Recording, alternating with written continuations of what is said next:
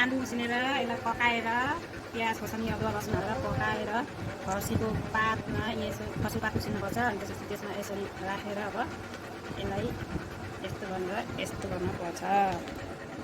यो भयो रेडी।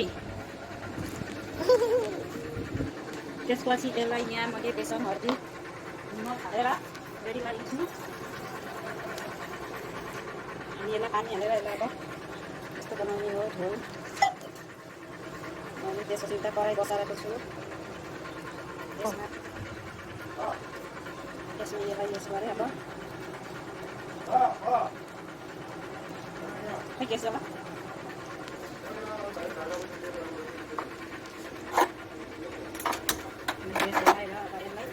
तेल हालिसकेर त्यसलाई त्यसो गर्नु हो।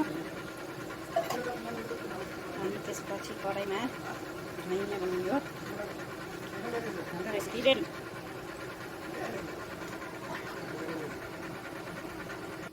फर्सीको मुन्टाको पातमा यस्तो गरेर बेसनमा चोबेर तेलमा यसरी फ्राई गर्नु हो। अनि त्यसपछि यो भएपछि निकाल्नु हो। अनि खानु हो। अब यो कस्तो बन्छ भन्ने पछि निकालेपछि खान्छ। म देखाउँछु हजुरहरूलाई। तर मैले खासरी बनाउँदैछु। बिग्रियो भने पनि फरक नपाउने होला। टेस्ट गरेर भन्छ कस्तो हुन्छ भनेर तपाईँले पनि बनाएर खानु होला।